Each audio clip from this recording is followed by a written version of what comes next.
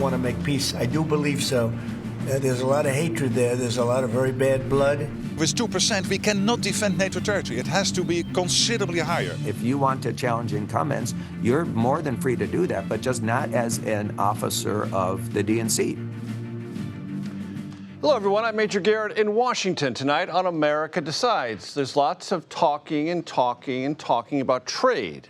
Happened again today. President Trump sat down with the Prime Minister of Norway to discuss, among other topics, potential tariffs. Here's a big question, though, and it regards China. Is the administration talking to China? Well, that depends. It doesn't matter who they is. We may reveal it later, but they had meetings this morning, and we've been meeting with China. The royal they means who? The Chinese have steadfastly denied any formal talks with the Trump administration on trade. We'll get back to that in a minute. President Trump on social media today said, "Vladimir, stop." That was his message to the Russian leader after drone and missile strikes in Kyiv inflicted the greatest civilian damage in that capital city in more than 3 years.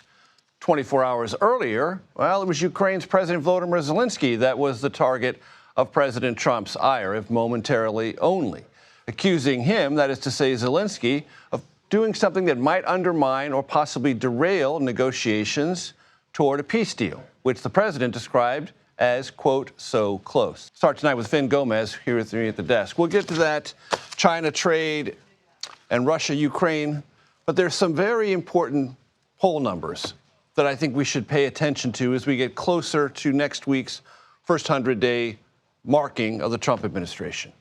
Bad Fox numbers out today. Bad Fox numbers, bad Pew numbers, and earlier than that, bad Reuters numbers. According to New York Times average of polling, the president's approval rating has sunk to about 45%. It's down from 52% just 1 week after he took office, Major. And yeah, to that Fox poll, it shows him 11 points underwater, and that's in the most recent survey. And yes, just a few days before that milestone of 100 days, Major, we are seeing that the administration, according to these surveys, is in trouble. On what issue, Major, you might ask? I would ask. One of those key issues that we've heard a lot about during the 2024 cycle, and that's on the economy. If you look at in this Fox poll, if you look at just at tariffs and inflation on the president's handling of those two important issues, nearly 60% disapprove of the president's handling of those issues. And on social media, the president attacked the Fox polls. That's typical. Yes. But these Fox numbers are not out of balance with the other polls you mentioned. Reuters, Pew, yeah. Economist YouGov, all of them show a downward trajectory, and especially on inflation, economics, or the economy and tariffs. And that's absolutely right, Major. I do note that the market was up today. We did see that. Absolutely, the last 2 days it has been, mostly because there's been this sort of shift in tone from the White House on tariffs, on their interactions with other countries, including China, as you know. However, according to these polls, that Pew again saying 55% of U.S. adults say they are not confident Trump can make good decisions about economic policy. And you were at this desk about a week and a half ago talking about someone within the Treasury Department, I believe a deputy secretary, suggesting there were low-level conversations with the Chinese about the future of the tariffs. President keeps implying that there are talks. The Chinese keep saying, no, we are not talking. We are not discussing this. Absolutely. The Chinese have said that they're adamant that they need a process here. They're adamant that there's certain steps before this formula really begins. It's a discordant message that we're seeing between the Trump administration and what the Chinese are saying currently. We did hear from Kevin Hassett, who was one of the top economic advisors to the president just a little while ago, who said that the president's right, that there are discussions between the Chinese and the U.S. It's still pretty vague about what exactly those types of discussions are. He also said, this is interesting, Major, he also said that, as we do know, the president's going to Rome this weekend for the Pope's funeral. But he said that they have set up some bilateral meetings on the sidelines of this. So it's interesting. That might achieve something. Maybe with the EU, maybe some other Lots of atmospheric discussion, but hard to get to hard details on that. And another matter, the president said in the Oval Office today that there's a lot of pressure that he's applying to Russia. Wouldn't go into it. the Ukrainians keep saying, what pressure are you talking about? It seems like all the rhetoric comes at us, even when the Russians keep attacking us. Yeah, and there's, after the barrage of attacks on Kyiv, we saw that. We saw him, he definitely did step up the rhetoric, at least on his Truth Social post, as you mentioned, the Vladimir stop. That's, I think, significant. But yes, I mean, what we have not seen, if you're defining this pressure by any sort of metric, when it comes to a policy-focused pressure, we haven't really seen that yet. Tough talk, yes. Again, where are the results? And the outlines of a potential peace deal appear to be largely, if they are the ones that actually emerge, there have been reports about this, and we'll get into this later in the show, to be sizably favoring Russia and not Ukraine. Finn Gomez, I appreciate you coming in. Thanks so much. I want to bring in CBS News senior business and tech correspondent Jolene Kent. Jolene, let's talk about one bit of data that caught my eye today from the National Realtors Association about a decline in home sales. We'll get to a couple other topics related to tariffs, but what does that mean to you? What does that suggest possibly about the state of the U.S. economy? Yeah, existing home sales were down almost 6%. That's the worst in more than 2 years. And so what we're seeing is sort of a slowdown, which indicates possibly uncertainty. Obviously, interest rates remain very high for those who are trying to enter the market or, move from home to home. So it's certainly something to watch, but it is indeed the biggest decrease that we've seen since 2023. But this is a month-to-month decrease, and going into that critical summer home season, it's an indicator of how homeowners might be feeling about the economy right now and feeling in terms of how they can move, where they can move, and what they can afford. And Jolene, Finn helpfully mentioned this a moment ago, that for the last 2 days, stock market is up. We say this all the time on this program. The stock market is not the economy, but it is a kind of momentary verdict. And my question to you is, and it's hard to answer, is do we have a sense of why the last couple of days the market has been a little bit more enthusiastic? Is that simply a kind of attitude or a sense that investors have that things are more positive than actual announcements or hard data?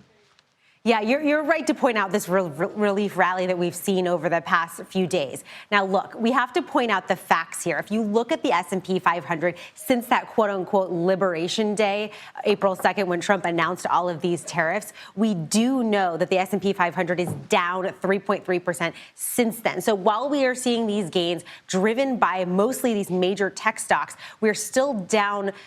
So in a noteworthy direction here for the S&P 500, when you look at the Dow, also down 5% since this quote-unquote Liberation Day, as President Trump has been calling it. So a lot of investors may feel good over the past couple of days as they search for signs of progress here when it comes to trade deals, or a sense of maybe a little bit less uncertainty, if you will. And there has been some potential good news from Treasury Secretary Scott Bessent regarding a possible deal with South Korea. That's obviously very important to companies here, tech companies here in the United States. But even though these gains, they're driven by what? NVIDIA, Tesla, Meta, Amazon, Microsoft, all higher.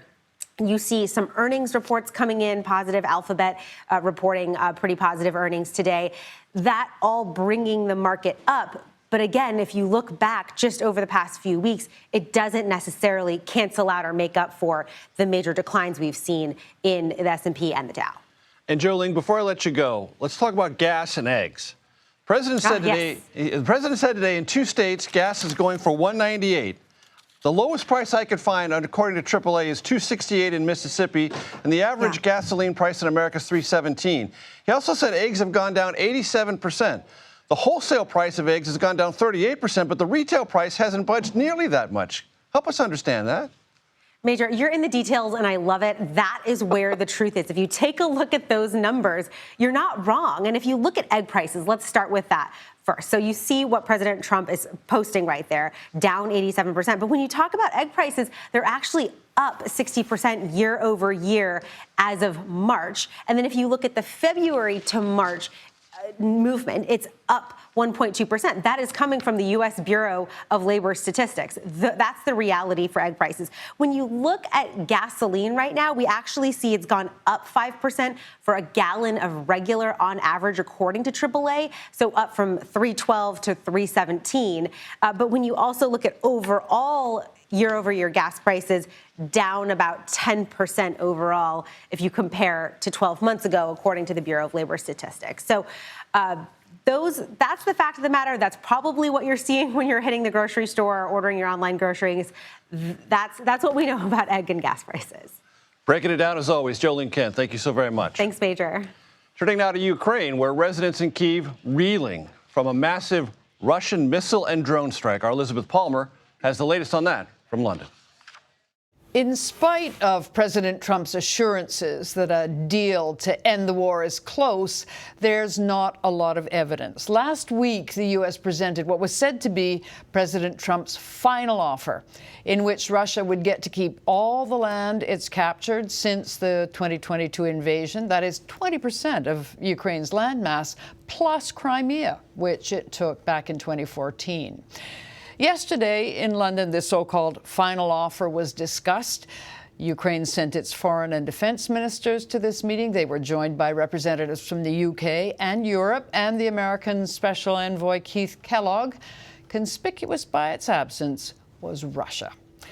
The Ukrainians did describe the talks as productive, but the bottom line seems to be that President Trump's so-called final offer is not acceptable to President Volodymyr Zelensky. Apart from giving up a quarter of his country to Russia, he'd have to guarantee that Ukraine would never join NATO.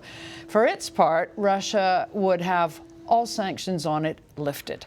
When asked what concessions Russia would have to make, President Trump today said it had already made a pretty big one by stopping short of taking control of the whole of Ukraine. Now, that's something many military analysts believe would take a long time and would come at a totally unsustainable cost.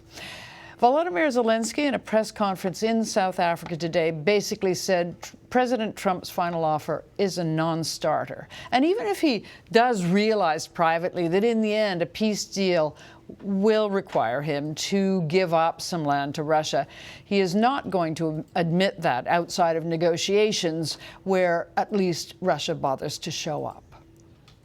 My thanks to Elizabeth Palmer joining us from London. I want to bring in CBS News senior national security correspondent Charlie D'Agata at the Pentagon. Charlie, we just heard Elizabeth Palmer describe the realities on the ground, the interpretations of both sides. This is an impossible thing for you to answer, but I'm going to ask it anyway. Where are we? Well, you know, it's sort of flatlined. It's stalled for now, but it's not the end. And Major, I feel like I need to frame, you know, what happened overnight in the Capitol, right? Liz has witnessed that herself. I have witnessed it. We may be under the impression as Americans that all of Ukraine is always under attack by the Russians. But what we saw last night was really next level, because in order to reach the Capitol in any meaningful, significant way, you've got to overwhelm Ukraine's air defense systems. And that's exactly what they did. I mean, Ukraine saw a bombardment of Kyiv unlike anything they've seen in about a year. So that is kind of like a statement attack, right? You flood the zone with drones, 70 missiles, 10 of those were cruise missiles, according to Ukraine's air defenses. So this is President Putin right out of the playbook, talking peace, but on the eve of those peace talks, showing strength in a manner of speaking and terrifying the people of Ukraine, essentially saying, look, we've got the upper hand here. So as savage as that was, it's a sort of cynical act from President Putin that we have seen in the past. Whenever there's been any sort of suggestion of moving to peace, there's always, actually, there's fighting on both sides, but an attack, an audacious attack on the Capitol itself, that was a statement attack. And when President Trump, as he did on social media, describes that as poorly timed, not from the Russian perspective.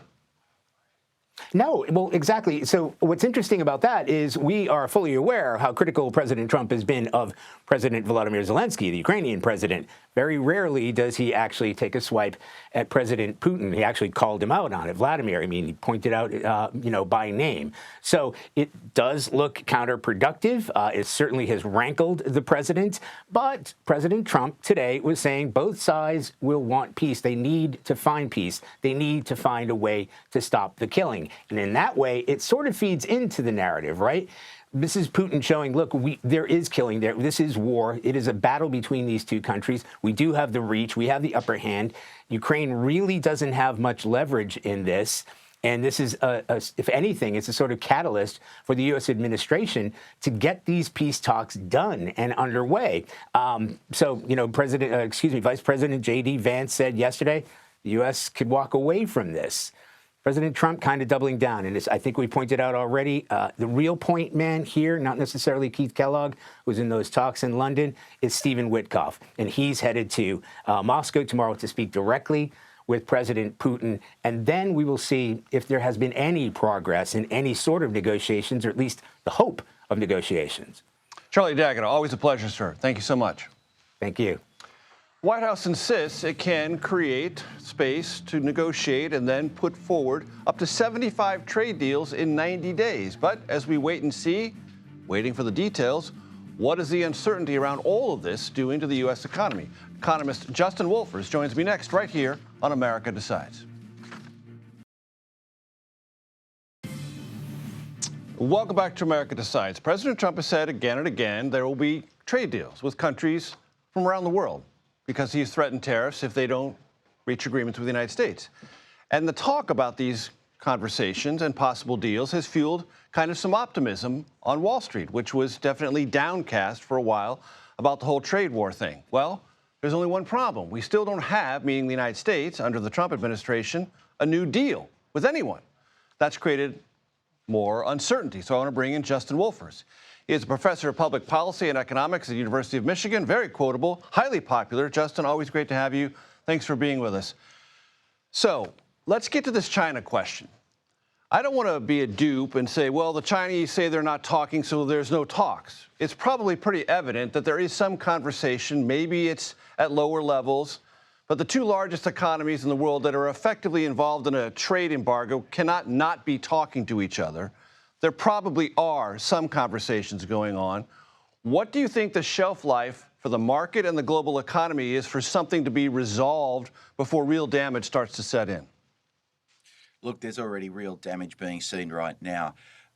You know, it may well be there's stuff going on at the junior levels, but the tariffs with China have been such a central part of President Trump's program, and the political fallout is such an important part of Chinese politics right now that this is a negotiation. It's going to have to involve the presidents of the two countries. And as far as we can tell, they haven't been on the phone to each other once in the entire second term.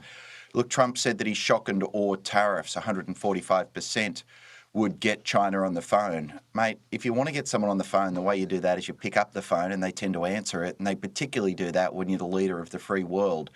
So this seems to be a standoff that's doing nothing other than hurting the American people. We've seen the White House acknowledge this. The Treasury Secretary said that these tariffs are unsustainable. They are. The problem is if no one changes them, they're going to continue to be at this ridiculous and unsustainable level, which hurts Americans just as it hurts Chinese.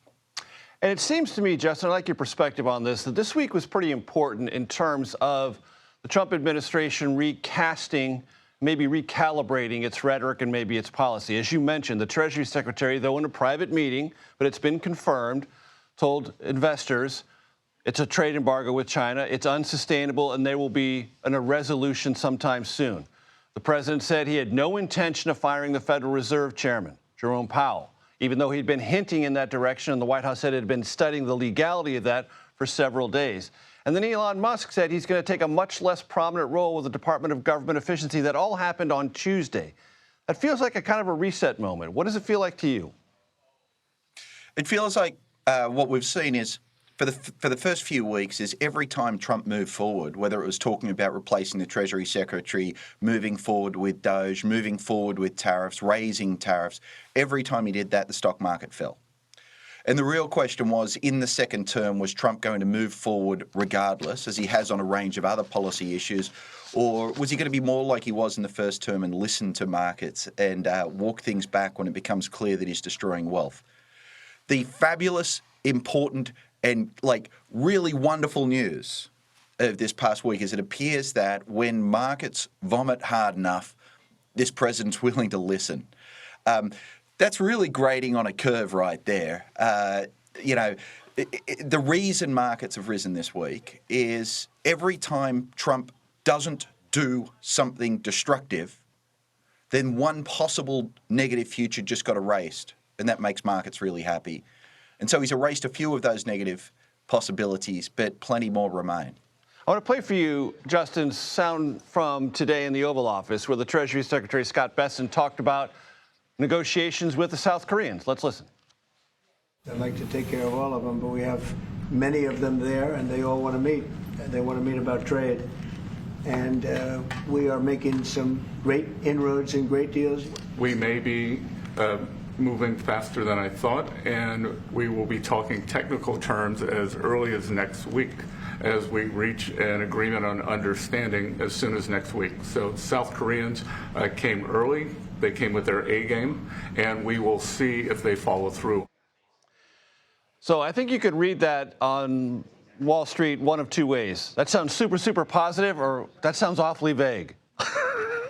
I got one more. Hey, listen, here's news for the President and the Secretary of the Treasury.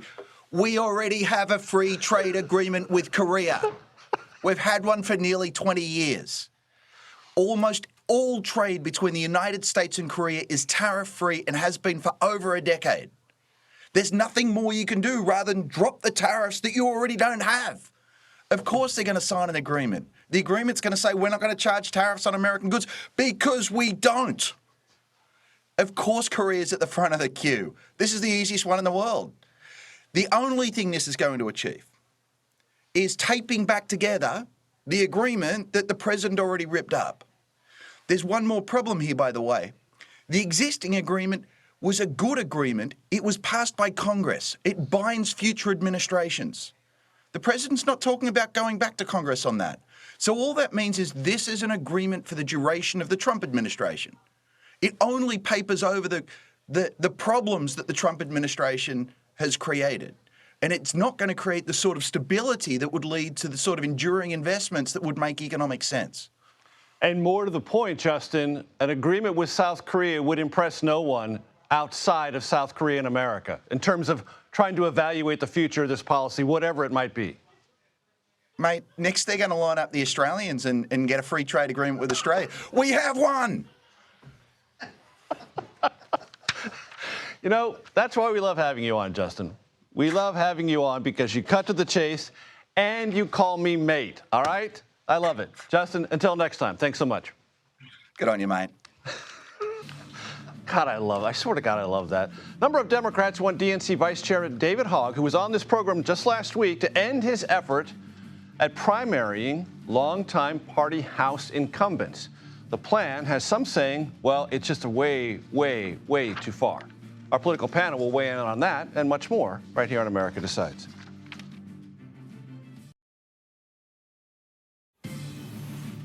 Welcome back to America Decides. The chair of the Democratic National Committee, Ken Martin is his name if you have it memorized, it says one of the party's vice chairs, David Hogg, has to, quote, make a decision between serving as a vice chair of the DNC or carrying out his efforts with a PAC, a super PAC, to primary House Democratic incumbents. Listen. I've said to him, if you want to challenge incumbents, you're more than free to do that, but just not as an officer of the DNC, because our job is to be neutral arbiters. We can't be both the referee and also the player at the same time. So we're going to do a little bit of Major's Reading Corner here for a second. But before I do the Major's Reading Corner, let me introduce our political panel. Hyman Moore, formerly served as the director of the Office of the DNC chair. That's really helpful for this conversation. And Kevin Sheridan, spokesperson for the Republican National Committee and a senior advisor to the 2012 Romney-Ryan presidential campaign. All right, Major's Reading Corner. All right, first, Ken Martin wrote something for Time magazine. I want to quote from it. In the coming days, I will introduce a new slate of structural reforms that codify these principles of neutrality, which you just heard Ken Martin refer to, and fairness, it goes on to say, into our official party rules requiring all party officers, myself included, to remain neutral in all Democratic primaries. Well, if you saw David Hogg on this program last week, and I'm pretty confident you did, a lot of attention paid to it, he said this on social media. They, meaning the DNC, are trying to change the rules because I'm not currently breaking them. As we're seeing law firms, tech companies, and so many others bowing to Trump, we all must use whatever position of power We have to fight back, and that's exactly why I'm doing. Thus concludes Major's Reading Corner. All right, Jaime. Yes, sir. What's going to happen? Look, two things are going to happen. Ken Martin, who is the new chairman, has been hell-bent on codifying these rules for a long time. Even during 2016, you remember the party was going through something similar. And so he's going to get those rules passed, and he's going to codify some neutrality clause in the bylaws. That's going to happen. The second thing that's going to happen, David Hogg is not going to be taken and removed as the vice chair. I don't think Ken Martin or any of the other officers have any intention to do that. He's duly elected. In order for that to happen, the Rules and Bylaws Committee of the DNC would have to initiate a process that will allow for the members to vote on him being taken down or taken out of that seat. And I don't think that's going to happen. I think Ken Martin wants to build a party that's going to be structurally strong, but it has people like David Hogg, who's a young man and he's very good on social media, who can go out there and campaign for the candidates that we already have. Can a national party be structurally strong if one of its vice chairs is actively raising and spending money against House Democratic incumbents? I don't think so, and I think that's what Ken Martin was trying to say. I think David Hogg's got to decide if you want to be the vice chair of this party at the most critical time in a very long time for the Democratic Party, or do you want to go outside and spend money to primary people who we don't even know if incumbents are going to be the people who are elected just yet, and so we're not sure that his efforts are even going to be impactful. Kevin, I had Major's Reading Corner. You'll be in Schadenfreude Corner right over there, right? You're just like, go at it, guys. Yeah, absolutely. If they want to take $20 million off the table and spend it on inter-party fights, that's music to every Republican's ears. What confuses me is how this got so far, how he was able to roll this out completely publicly and not have the backing of the rest of the committee or the chairman. It's a good question, isn't it? It's a good question, right? What's your sense? Look, I think he went over his skis, and I think David Hogg, if you guys know David Hogg and watched him over the last few years, he's untethered by anything like a party apparatus. And so I think the question mark was, how did he get elected? And he was duly elected, but I think if we had an issue with him, we should have probably done a little bit more to run somebody against him. But he was elected by the party, so. And when these party changes, these rule changes on neutrality happen, if David Hogg proceeds, that would then give someone the means by which to knock him out, to initiate the process, yeah. And so there's a process for everything in the Democratic Party. Like a little bit more. There's a plan for it. And so there will be a process initiated, and then they would have to vote on taking him out or not, and then vote on a new chair. Or I think there's maybe a clause where the chairman can appoint an interim vice chair. But if he digs in, I mean, what are you going to do? Are you going to actually remove him? I don't think that's going to happen right now, but I do think that Ken Martin would love to just move past this and get David Hogg back on the train and just get the train moving in the same direction. Kevin, we talked about this with Finn Gomez at the top of the show. There's Fox poll numbers that are negative for the president. He hates those numbers. Denounce Fox and their pollster. He's done that before. But those numbers are not wildly inconsistent with Reuters numbers, Economist YouGov numbers. We'll have a poll out next week. I promise you that, folks. And Reuters polling. What would you say the trajectory is now for Trump, and how concerned should the White House be? Honestly, I think this term he's going to run his presidency the way he wants it, and I don't think he's as poll sensitive as we all think he is. I don't think he's headline sensitive for sure, but it's the tariffs that are doing it. Obviously, as soon as the tariffs went on, his numbers dropped, and that was foreseeable. His base is still strongly behind him, but the independents and the people that got him over the top do not like these tariffs, and that's, at any time he could take them off. He could cut deals. He could start announcing deals. So we're going to see the markets go back up. His numbers will go back up. Hold on one time, because on this program about a week and a half, 2 weeks ago, you said, all right, Trump says he's talking. Yeah. Let's have some deals. You just heard Justin Wolfers, I hope, from Michigan say we already have. I can't do it. Anyway, we have a deal with South Korea. Talking to the South Koreans about another deal impresses no one. Well, this is all headlines. He just wants good headlines or things that he can say he did to fix our trade imbalance. And if there's a ring of truth to it, then he'll stick to that and he'll make that his platform going into the summer. But yeah, they've got to start announcing some deals pretty soon. It's getting late. You want to jump in? I think what moderates and independents are saying is the uncertainty is killing business, and it's been very, very bad for the past few weeks. And then secondly, if Donald Trump wants to have good headlines, he should do things to lower costs to make people's lives better, which he said he would do. And I'm not saying he can't do it. I have all the faith in the world that a president of the United States of America can make people's lives better, but he hasn't proven that yet in the last 95 days. Well, gas prices are down. Yeah, Joe Biden said that. They're for a down long from time. where they were a year ago. Over a month, they're up 5 cents. But $64 a barrel is not. That's pretty. No, I know. Reasonable. And I think President Trump should be nervous to fall into that same trap that Joe Biden fell in just a year or 2 years ago, talking about prices going down. People don't feel that yet. And I think until people feel that, that's still going to be a big question mark for the Republican Party. Yeah, when President Trump says, as he did again today, that egg prices are down 87%, Kevin, that's not true in any grocery store in America. They're not even down 20% in any grocery store in America. Retail prices. Yeah, I haven't checked the price of bags. My wife has. That's the only Republican in America who hasn't checked the price of eggs. It sounded reasonable to me when I heard it. I went yesterday, so it's true. I'm more. Kevin Sheridan, who doesn't check the price of eggs. Thank you. We'll have you back just because of that. President Trump says he believes Russian leader Vladimir Putin, well, is looking to make a deal. How seriously? Well, we don't know. How did we get here? Well, that's a very long story. We'll dig into that and the negotiations and the status thereof next, right here on America Decides.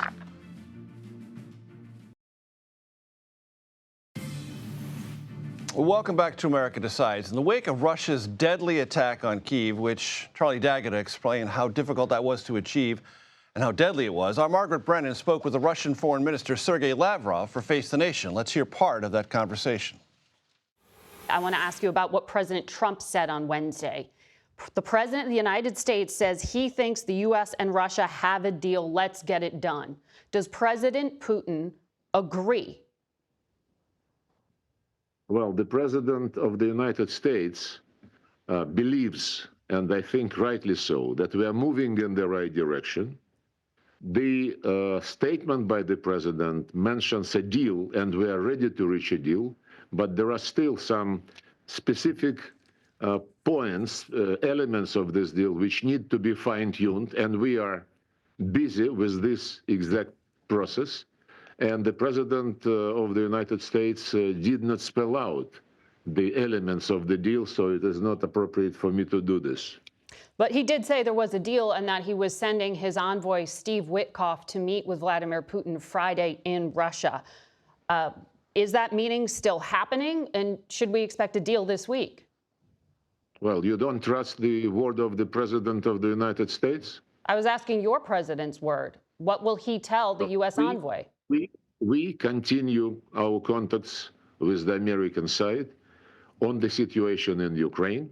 There are several signs that we are moving in the right direction. First of all, because President Trump is probably the only leader on earth who recognized the need to address the root causes of this situation. When he said that it was a huge mistake to pull Ukraine into NATO, and this was a mistake by Biden administration, and he wants to rectify this. Seth Jones joins me now for Perspective. He is the Defense and Security Department President at the Center for Strategic and International Studies. Great to have you with us. So when Sergei Lavrov says we're moving in the right direction, we're ready to reach a deal, and it's really important that the President of the United States address the root cause of this situation, how do you translate all that? I think the root cause from his perspective is a Ukraine that is not within the sphere of influence of Russia. That is very different from the root cause of the war is the Russians who actually invaded. So this is a Russian reinterpretation of history. Right, but it feels that if he's allowed to say that, expressing what he believes the American president is saying, the Russians feel pretty confident about where things are headed. Oh, I think the Russians should feel confident in the sense that the U.S. has put no serious pressure on Russia right now. No sanctions, no real serious threat of sanctions, no threat or U.S. indication that it's going to ramp up military assistance to Ukraine. So no sense that it's going to eat into the treasure or the blood of Russian soldiers. So without that kind of a threat or actually action from the U.S., I mean, the Russians don't have that much to worry about. From your perspective, there are things this administration could do to apply actual pressure. Oh, yeah. The Russians are vulnerable right now. Their economy is vulnerable to sanctions, particularly oil. They've lost 800,000 casualties, which is 3 to 4 times the number of all Russian and Soviet casualties combined since World War II. They're dying in unprecedented numbers. So a protracted war would hurt them tremendously and potentially economically, too. The Russians do not hold all the cards here. There were 2 agreements both under the name of Minsk in 2014 and 2015. There are Ukrainian and European fears that if a deal is struck now that looks a lot like those, Russia will do now what it did then, rearm and prepare for another military action. It's what they also did in Syria, and it's what they also did in Chechnya, which is continue to negotiate in various ways, maybe even agree to ceasefires. But I think what is important, July 2021, President Putin puts out a document that's mandatory reading for his soldiers on the historical unity of Russia and Ukraine. He does not believe, Putin does not believe Ukraine is an independent, sovereign country. He has said that. Repeatedly.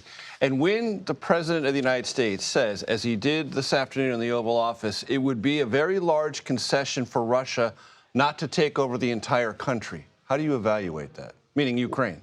Yeah, well, I think in general, it's a misdiagnosis of the state of the war right now. If you look at the Russian rates of advance over the last 16 months in Ukraine, they're moving at a slower rate, meters per day, of taking territory than the British and French offensive operations in World War I on the Somme. They are not taking territory quickly, and they're dying in large numbers. So I think that's a misunderstanding, misreading of what's actually going on. And yet the attack in Sumy, which killed many, many civilians, the attack just overnight in Kyiv, is a way of Russia signaling to the Ukrainians, if it wants to inflict massive and memorable civilian casualties, which it has throughout the entire 3+ years of this war, it can. Yes, and I've been in Kyiv during a combination of ballistic missiles, cruise missiles, and drones. The Russians they can't take a lot of territory. They haven't been able to do it, but they can inflict pain on the Ukrainian population, both against the electricity grid and against the civilians. It's an important time, an important story. Seth Jones, I appreciate you very much. Thank you. You can watch more of Margaret Brennan's interview with Russian Foreign Minister of Affairs Sergei Lavrov Sunday on Face the Nation. It streams right here on CBS News 24/7 at 12:30 p.m. Eastern. Meta's monopoly trial. Did Mark Zuckerberg's social media giant break competition laws when it purchased Instagram and WhatsApp way back when? Closer look at that case and what's at stake right here on America Decides.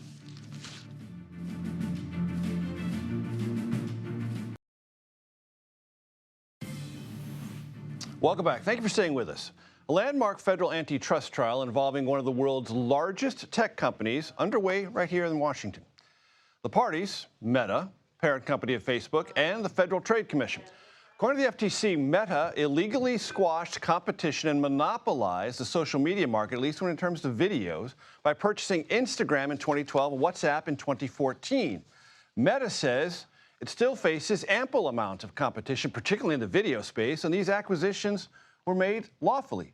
Joseph Caniglio joins me now here in Washington. Of course, that's where the show is based from. He is director of Antitrust and Innovation Policy for the Information Technology and Innovation Foundation. Man, there's a lot of innovation in there. Joseph, it's great to have you with us. I want to play you something that Scott Ferguson, the chairman of the FTC, said on CNBC this morning. Listen.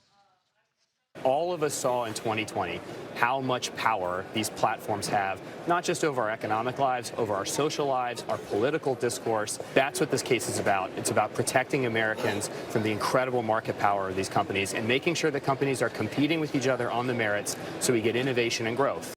Joseph, how much of this case, from your perspective, is about grievances within the Trump inner circle about 2020 and Facebook?